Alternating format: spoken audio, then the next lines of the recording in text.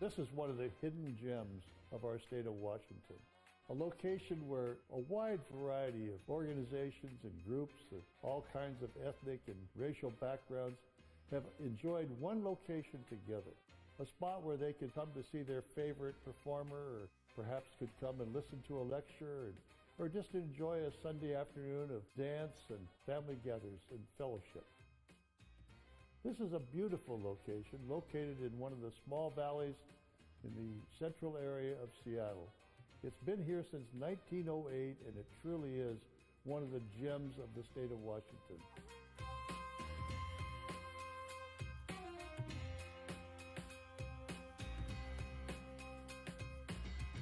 Washington Hall became one of those locations in our state where any ethnic group or any racial background, no matter who you were, you could come and rent the location.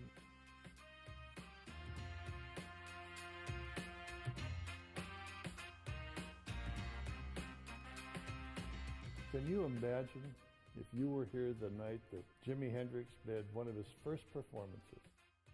Count Basie performed here, Billie Holiday was here, Marian Anderson, you go down the list.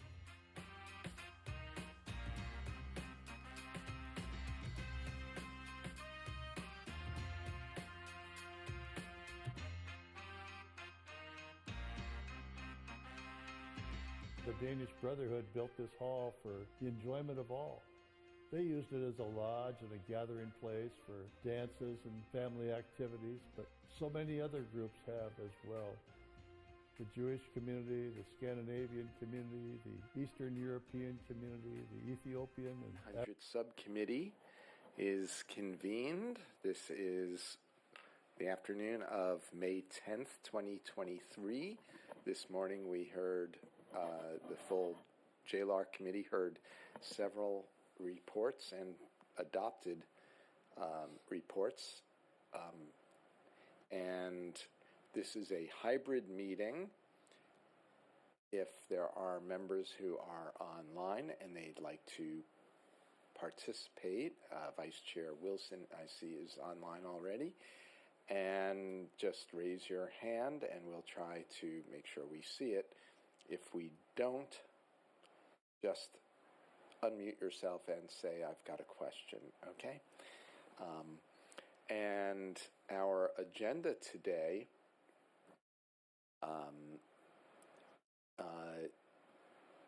is to hear one performance audit from the State Auditor's Office on opportunities to improve school safety planning, following up on selected issues from 2019 report. So we'll be hearing from the State Auditor's Office report and from Holland Kitchell, and following that, Jessica Vavras, Executive Director of the Association of Education Service Districts, will be available to offer comments and answer questions. So we just need to start with a quick roll call, which may be brief since we don't have a lot of members present. Take it away. This is a roll call for attendance at the May 10th, 2023 I-900 hearing. Representative Berg, Representative Fye. Present. Representative Gaynor, Senator Lovelet, Senator Mullet, Representative Orcutt. Here. Representative Paulette. Here. Senator Rivers, Senator Short, Senator Saldana, Representative Stokesbury, Senator Wagner, Senator Wilson. Hi. Or here. And we have 4 members in attendance. As a reminder, we do not take action on the State Auditor's Office performance audits, so there's no quorum required for this. The legislation provides for the State Auditor's Office to present results of their performance audits, I think, within 30 days of completion. And so with that, I think our presenters are online, and let's switch over to them. And please introduce yourselves, or yourself. Good afternoon. My name is Holland Kitchell. Just one moment while I get my presentation ready for you. Of course. We're admiring that beautiful background you've got on you today.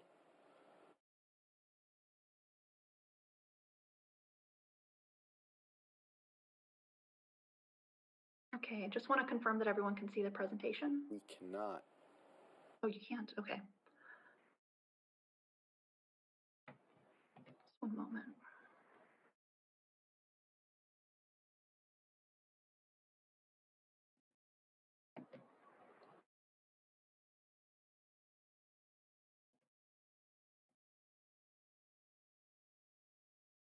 Now we can. Excellent. Thank you. Good afternoon, Mr. Chair, members of the committee. My name is Holland Kitchell, and I led this performance audit conducted by the Office of the Washington State Auditor. Today, I'm going to present the results of a performance audit following up on selected issues from our 2019 report focused on school safety planning. We're experimenting with very narrowly focused audits that were completed in a short period of time. These audits tend to focus on a single question that can be answered quickly, or as in this case, we'll follow up on audit recommendations from audits with topics that are important and relevant. Holland, this is the first. Yes? We're seeing your notes. I don't know if you intended for that or you intended to go to.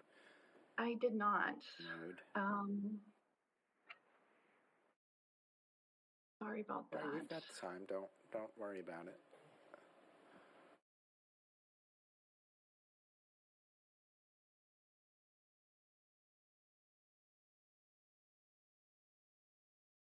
There you go. Oh, that you had it for a second. Sorry about that.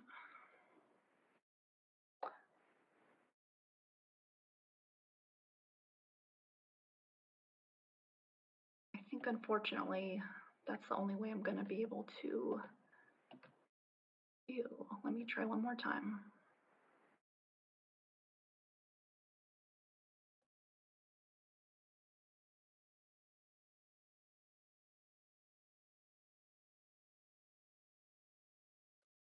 Okay, is that better? Right now we have a blank screen.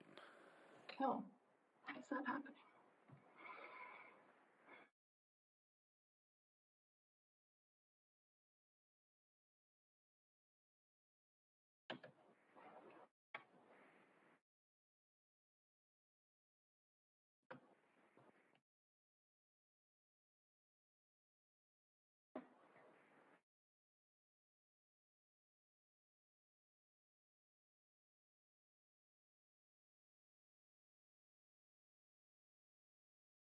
There we go.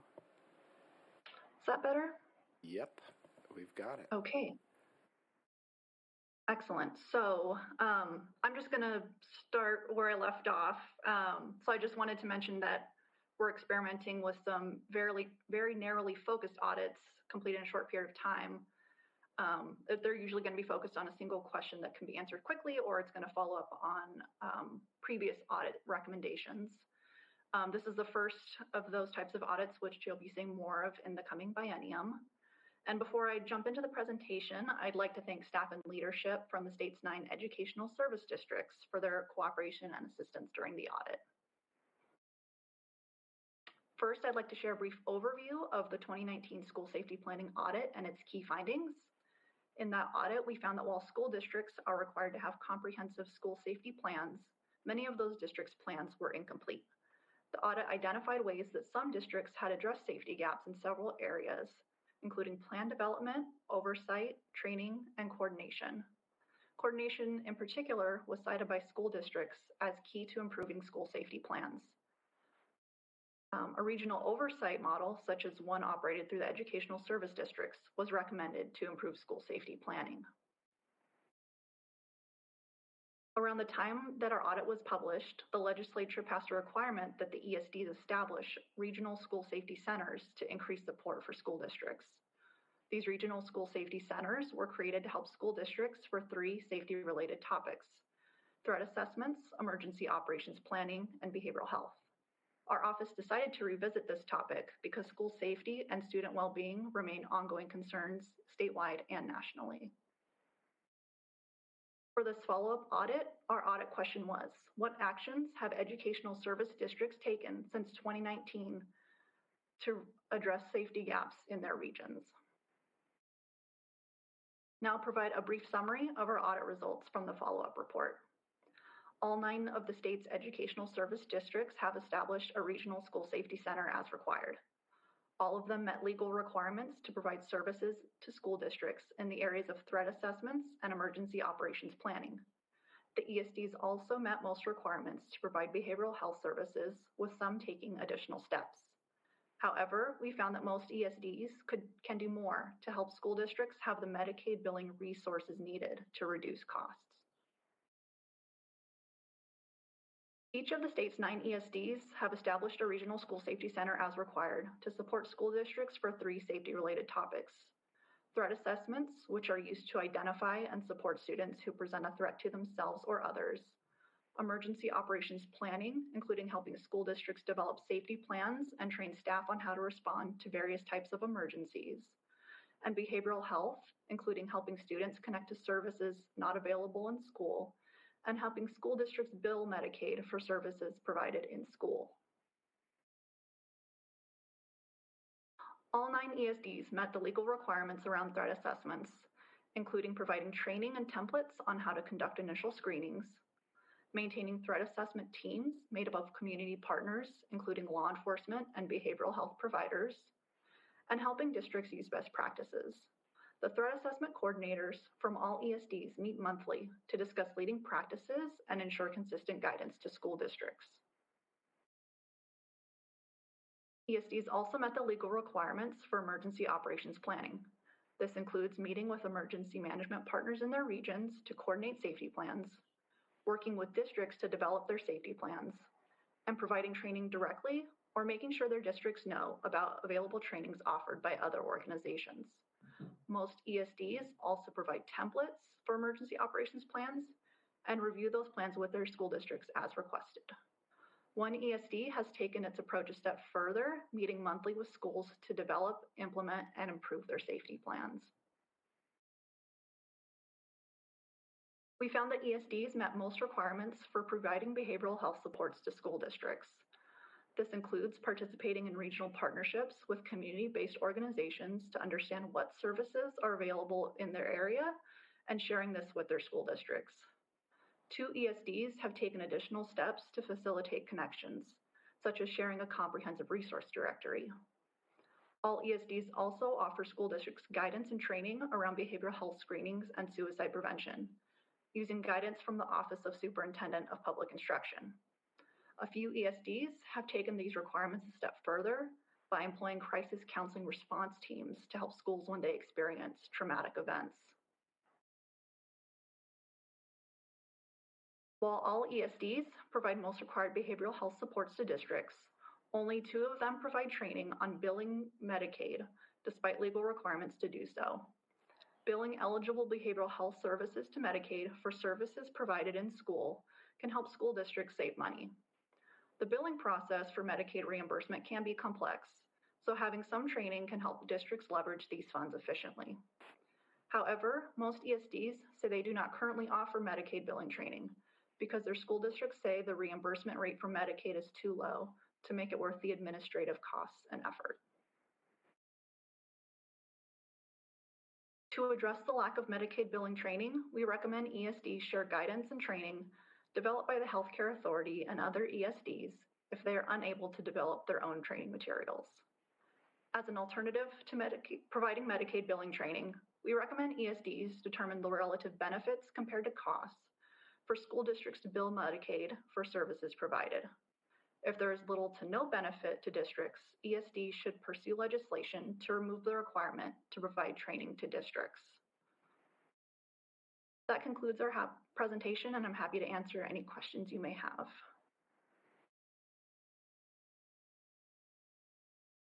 And do we have any questions for you?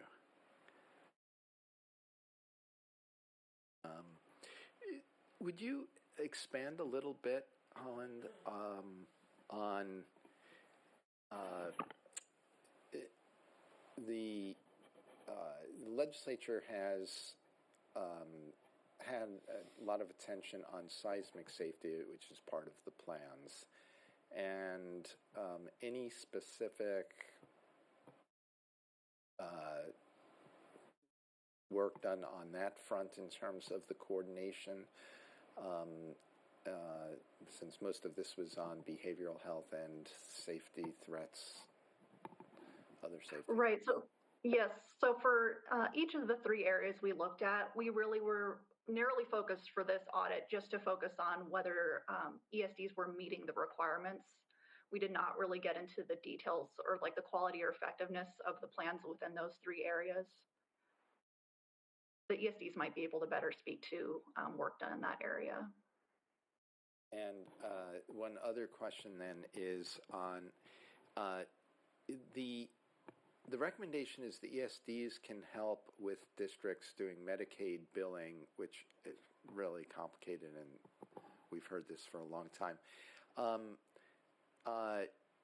Does HCA offer direct support, or do we need to, because some of the ESDs are much smaller than others, so I'm just wondering about even their ability to provide the type of support necessary for districts to be able to bill Medicaid?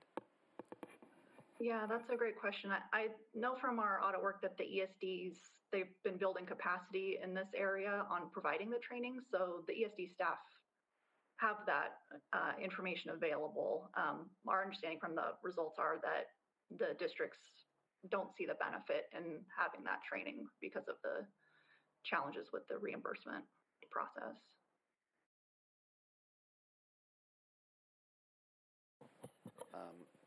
Well, if there are no other questions, thank you very much for presenting the audit and really important work on school safety plans.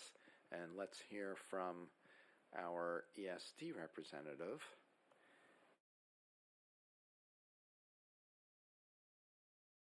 Hi, representative and committee members. Can you hear me okay? We can, Jessica. Please Okay, go great. ahead and introduce yourself. Okay. For the record, I'm Jessica Vavris with the Washington Association of Educational Service Districts. So our association represents all 9 educational service districts in the state. It's good to see you again. So I just first want to thank Holland and the SAO team for the process that they took our ESDs, corralling multiple staff from 9 ESDs to engage in a coherent and comprehensive audit process can be a little bit like herding cats, and they did a great job with that. And also involving myself kind of as that glue position in the work and trying to answer questions, seek input, make sure everything was accurate and correct, and also then with a response. So really appreciate that process. Just wanted to, I think Holland spoke to it a little bit, just with the sequence of events related to the regional safety centers, but just wanted to put a point on that, in that the passage of House Bill 1216 happened in 2019, and the legislature then in that year for the 2019-20 fiscal year put in place the first of the 3, I call them 3 pillars of the regional safety centers. And that pillar was agreed to be the threat assessment. So when you think about the longevity of the safety centers, the oldest piece so far is the threat assessment piece. And so the threat assessment support at that time was the start. in the 2021 fiscal year, the behavioral health navigators brought on. So then we had two legs of the stool, or two pillars of the safety centers. And then in 21-22, so just last year, so thinking we're also in COVID, was the last leg of the stool was brought on as the comprehensive safety positions. And those safety positions were really timely in that districts were in COVID, so a lot of them had not had to attend to necessarily, when we went all remote for a period of time, the safety components for their actual facilities. When they came back in and were phasing back in person, we then in the ESDs had these comprehensive safety positions available to support them. So the timing was good. We now have all three pieces of the model. And really this year that we're currently finishing, this fiscal year, is really the first year we've had all three working together. So across the state, we have 27 individual bodies that the legislature has supported that are all within each region working together to attend to the threat assessment, training, technical assistance, those level 1 primarily threat assessments. We have the behavioral health access and resources, and then the comprehensive safety. So to answer the question you posed, Representative Paulette, on the seismic safety, that's something I can find out. What I do know is we have a slide, I think Holland has probably seen it, and you all know there's a huge slew of a bunch of statutory requirements for school districts. And so our comprehensive teams have been really rolling up their sleeves, helping with that reboot of their safety plans, and also adding in the capital continuity of operations plans, those sorts of things, as well as post-pandemic planning. So thinking about, okay, if we have another health disaster in our state, what have we learned from the COVID pandemic that needs to be embedded within safety plans? So I can specifically ask our teams about the seismic safety piece. Regarding the recommendation about the Medicaid billing, so to answer your question about healthcare authority, one of the things first off, 5 of our 9 ESDs are licensed to bill Medicaid. So in some cases, we have partnerships with school districts where ESDs are providing direct student services, and they're able to partner in that billing process for Medicaid. For the partnership with Healthcare Authority, we had several of our leads in the prevention intervention space partner with HCA to create a toolkit so HCA has a Medicaid school-based behavioral health billing toolkit. And that was just finalized in late 2022, so I think in the fall sometime. And so that has been a great resource to get everyone on the same page with the ins and outs of school-based Medicaid billing, and then sort of have that as a resource and for all of our behavioral health navigators to utilize as they work with school districts. And primarily, like Holland said, the services are provided on request from school districts. So they're not getting a whole lot of requests for kind of the ins and outs of setting up their own Medicaid billing system. What I will say is our team, and talking with our directors, they do plan to more intentionally do kind of outreach and offering of that service, perhaps maybe more so than they did before the toolkit was available. So I think that before the ESDs pursue something around changing the requirement of training on Medicaid billing, we'd like to put a little more effort into supporting districts with the toolkit and leaning in a little more proactively on that piece. The only other thing that I would say in response to the data that you saw one of the 9 ESDs. I think it was 8 of the 9 were supporting with training and support or the safety plans, and the one outlier did have hiring everywhere during the pandemic was a challenge, and So that one ESD did have some staff vacancies for a bit. Now they're fully staffed, and that is part of what they're already doing. So I would say if the team came back today, you would see 9 of 9 on that one. So with that, I'm open to any questions or comments. Thank you for the terrific dive into the details here. Appreciate it. Does anyone have any questions or comments? I want to thank our ESDs and you, Jessica, and the State Auditor's Office for continuing the work on this so that school safety is one of those things that is truly continuous improvement. So thank you very, very much. And does anyone have any good of the order? Eric? Yes. We just want to make sure that you know that there was nobody signed up to testify. Oh, thank you for that, because I would have missed it. So with that, our meeting is indeed adjourned, and people can enjoy the beautiful weather.